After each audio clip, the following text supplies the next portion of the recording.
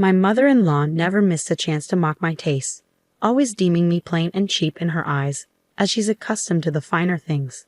She'd often jest that a woman like me, who prefers practicality over luxury, wasn't deserving of her son's hand in marriage. Then came the day when her disdain for my wardrobe reached a new low. While wearing one of my modest dresses, she deliberately spilled wine on it, adding insult to injury. But karma has a way of revealing truths. When confronted with her own hypocrisy, my mother-in-law, who had been so quick to label me cheap, was left speechless. My name is Isabel, a 28-year-old housewife, happily married to James for 2 years. Though our family is yet to expand, we relish in the simple joys of our carefree life together. Life with my gentle husband flows smoothly, and we're contemplating expanding our family soon. Yet, amidst this bliss, my relationship with my mother-in-law, Kate, remains strained. From the moment we wed, her criticism has loomed large, and even after 2 years, our bond remains fragile. I've made efforts to bridge the gap, but her reluctance is palpable. When my son decided to marry, I pondered what sort of woman he'd choose. She's rather plain, isn't she? Not much charm to speak of. Maybe I left a sour impression on my mother-in-law from the outset. Those were her initial words to me. Perhaps she was subtly implying that I didn't meet her standards as her son's spouse. My parents lead ordinary lives, my father toiling in an office, my mother dedicated to nursing. But to my mother-in-law, my humble background seemed incongruous. "Your mother has to work as well. It sounds like you had it rough," she remarked, her eyes filled with pity upon learning about my family. My mother-in-law, a lifelong homemaker, chuckled, claiming she'd never encountered such struggles. She boasted of her privileged upbringing in a wealthy household. "Since childhood, I've been accustomed to finer possessions than those around me. I never settle for anything less than the best. That's how I raised my son," she declared. I found myself at a loss for words in her presence, so I often masked my discomfort with a forced smile. It's undeniable that my taste leans towards simplicity, a stark contrast to my mother-in-law's penchant for glamour. She's perpetually adorned in lavish designer attire, accessories, and makeup. You have no eye for quality, do you? It's always about the budget, isn't it? What made my son pick her?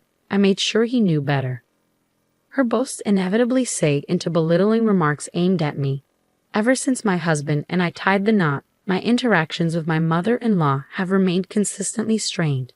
Yet, even amidst her occasional barbs, I've learned to brush them off with ease. Thankfully, both my father-in-law and husband extend warmth and kindness towards me, alleviating any need for concern on my part. And amidst this familial dynamic, there's another figure who's always greeted me with open arms. That person is my grandmother-in-law, my husband's grandmother via his father's side. Despite being well into her 80s, she's remarkably spry and hale. My in-laws own 2 luxurious houses aboard a grand yacht, with each residence occupied by different generations. The sight of these splendid mansions left me in awe upon my first visit. We got a good deal on the land, and the carpenter didn't charge us much, my father-in-law explained casually. "It's not as grand as you think," chuckled my grandmother-in-law, downplaying the extravagance. While my mother-in-law often boasts about her home and accomplishments, it's clear that much of it is owed to the hard work and success of my grandparents-in-law. Despite this, my grandmother-in-law remains humble and approachable, showing warmth and kindness towards me. Despite my mother-in-law's occasional irritations, I found solace in my relationship with my grandmother-in-law. "It's like having another granddaughter around. After all, there aren't any girls in our family," she remarked fondly, endearing herself to me. While I longed for harmony among us 3 women, reality didn't align with my hopes. Nevertheless, I cherished my bond with my grandmother-in-law. Though I didn't engage much with my mother-in-law, I found joy in spending time with my grandmother-in-law, whether it was sharing meals or enjoying tea outings together. One day, I received a call from my mother-in-law. "It's my birthday next month, and I've decided to host it at our place this year. I'd love for you to join the celebration with my son," she said, extending an invitation to her birthday bash. I readily accepted, promising to attend.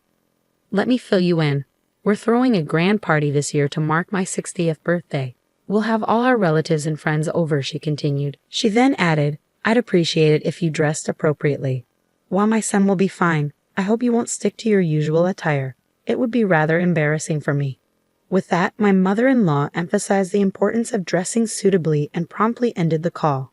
My mother-in-law's idea of dressing appropriately likely involved her favorite high-end designer labels. I felt perplexed as I didn't possess the wardrobe to match such standards.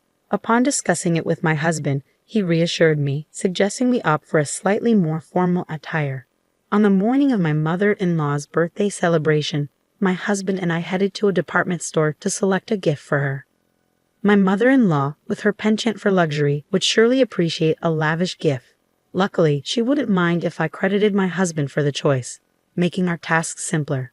After selecting the presents, we enjoyed a leisurely lunch before preparing to head to my in-laws. As we were about to leave, my grandmother-in-law called my phone. "Come over to my place now," she urged. I explained that I was currently out but would head home shortly to change before making my way to my mother-in-law's party. "Just come over as you are," my grandmother-in-law insisted over the phone, assuring me that there was no need to change my clothes and urging me to hurry. Curiosity piqued, I decided to make my way to her house to see what was going on. I asked my husband to head home and change while I went to visit my grandmother-in-law, promising to meet him at my in-laws later.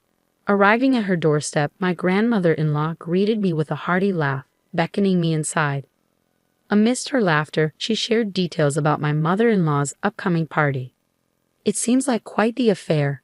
Deliveries have been arriving at their house since this morning," she remarked. From my grandmother-in-law's place, I had a clear view of my in-laws' residence, where vendors had been bustling in and out since early morning. I caught wind that a grand floral arrangement had just been delivered, igniting my mother-in-law's excitement. "My daughter-in-law sure knows how to make a statement," my grandmother-in-law remarked proudly, leading me into the cozy sitting room at the rear of the house. Lining the room were several elegant Polina trunks. With a flourish, my grandmother-in-law unlocked one and retrieved something from within. "Isabel, dear, you were told to dress up today, weren't you? Here, take my dress. This way, she won't have anything to fuss about," my grandmother-in-law beamed, presenting a stunning dress before me. It was evident that the garment held a special place in her heart, meticulously cared for and exquisitely beautiful. "It's a gem, really. I hardly wear it nowadays. It's a shame for it to gather dust. I thought it would be a perfect fit for you, Isabel," she continued, retrieving matching accessories from the chest with a sense of generosity and warmth. My grandmother-in-law seemed to pick up on my mother-in-law's implications, suggesting that I adorn myself in something grand to deflect any criticism. Though I lacked knowledge about dresses, the way my grandmother-in-law spoke hinted at its extravagance. When she offered it to me, I was taken aback. "I can't possibly accept such a lavish gift. I'm truly sorry," I replied, hesitantly declining the dress. "It's all right, dear, it's all right. I trust to cherish it as much as I have.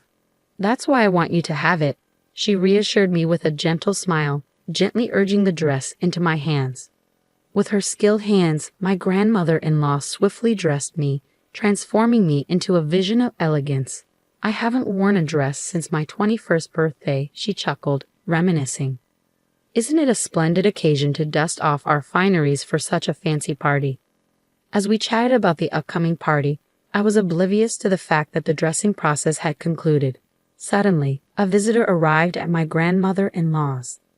"I've arranged for this lovely lady to take care of your hair and makeup. You're in good hands," my grandmother-in-law declared, going the extra mile to call in a professional hairdresser for the occasion. "My dear granddaughter, I've always looked after you. It's only right I make sure you look your best," she expressed, her affection evident. Thanks to her efforts, I was adorned in glamour from head to toe, with her assurance that my mother-in-law would be impressed. Just as I finished my preparations, my husband called to say he had reached my parents' home. Expressing gratitude to my grandmother-in-law, I prepared to leave. "I'll join you shortly after changing," she bid me farewell, her kindness following me as I departed.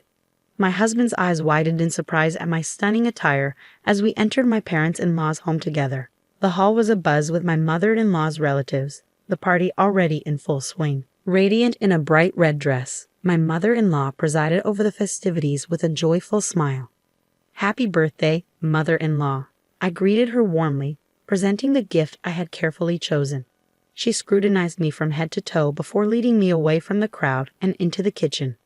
What on earth are you wearing? I explicitly told you to dress appropriately. My mother-in-law chastised me, her tone sharper than usual, perhaps fueled by alcohol. With a sudden motion, she sloshed the contents of her wine glass onto my dress, the stain spreading quickly. You brought this upon yourself by forcing that dress on, my mother-in-law continued, disregarding my distress and the ruined state of my attire. Her words dripped with disdain as she criticized my taste and disparaged those from less affluent backgrounds. She insisted I leave, deeming my outfit unfit for the occasion. "This belongs to your mother," I managed to utter, my shock palpable. I felt a wave of sadness wash over me, realizing that all the efforts my grandmother-in-law had put into preparing me for the event had been destroyed in an instant. What about my mother? What nonsense are you spouting?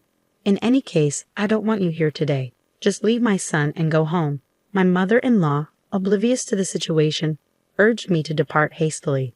Just then, I heard my grandmother-in-law's voice from behind me. "What's cheap? Are you referring to my dress?" I turned to find my grandmother-in-law by my side, her concern evident as tears welled in my eyes.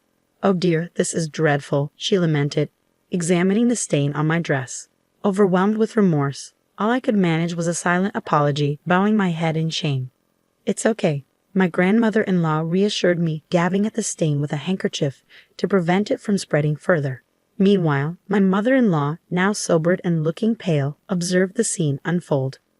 "If you attend to it like this, the stain won't worsen. I'll fetch some stain remover to tackle the rest," my grandmother-in-law explained, her gaze warm and comforting as she turned to my mother-in-law. "As for the cheap dress, which one are you referring to?"